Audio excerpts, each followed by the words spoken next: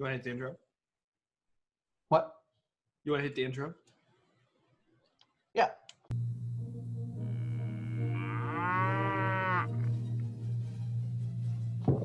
Hey, it's Nathan and Adam. We're here again. We got several questions to go through today. Just answering stuff from a Christian perspective, kicking it around a little bit. So our first question, should Christians exercise? Adam, why do you think that this is a question? Are there large numbers of people who don't think Christians should exercise? I'm just wondering. Oh, I have no idea. I tend to think most people think people should exercise. Right. The reason I suspect, if you just ask people, if you'd ask like 90% of Christians, you say, hey, should people exercise? They say yes. Right. But I think part of the reason Christians sometimes actually don't exercise is that they get wrapped up in a view of the importance of the soul. Okay. So the question comes from, Christianity is about spiritual things, and of course, we're all going to die anyway, and so why should we take care of our bodies? Yeah, something like that. Right. So it's kind of a waste of time, right? That's right. That's right. Why fix a car that's going to go off a cliff?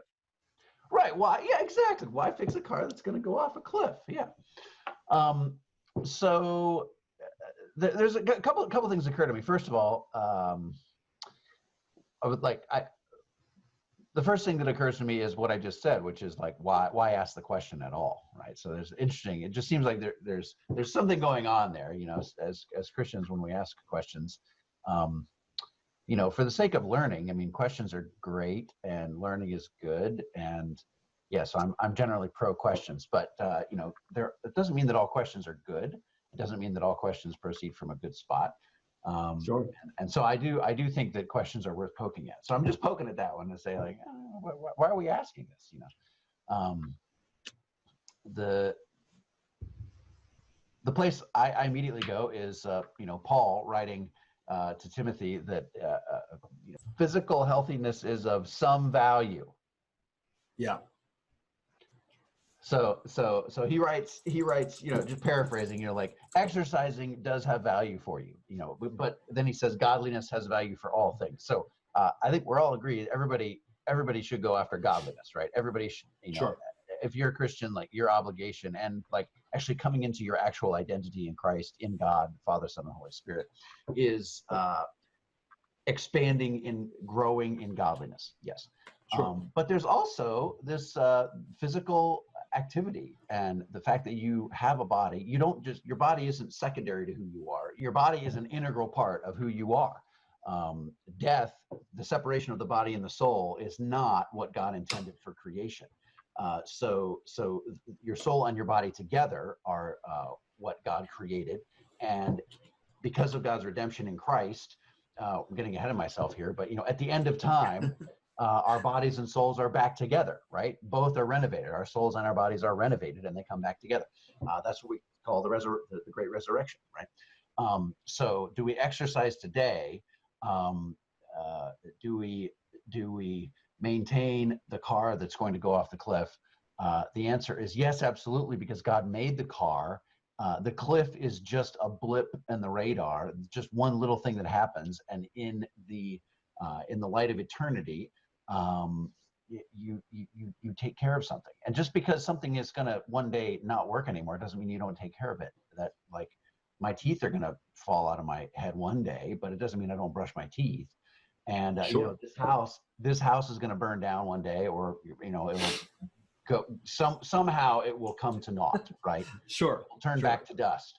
But that doesn't mean that that my kids aren't supposed to pick up their rooms, or that we don't, make sure that the kitchen counter is clean, right? That's just part of what we do, right? So those are just some different ways of thinking about that.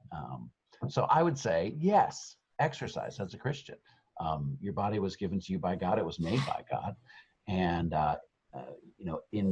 prior generations, we didn't sit around talking to screens and watching screens nearly as much. And so stewarding our body in a more intentional way is a good thing. You know, we don't work out in the fields all the time anymore. And we just have less physical activity. So exercising is a viable replacement for that. And if you think it's work, it's okay, right? You know, you have a body, you're worth something. You have anything to add, Adam? I think that point is wonderful. But I want to say one of the ways to think about Christianity is what kind of ruler are you going to be? And right now, the extent of your kingdom, if we can think about it that way, is mostly you. Yes. Yes. I tell like my where you're son, going.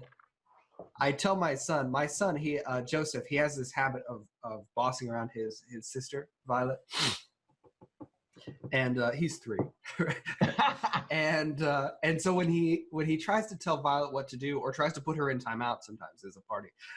Very nice.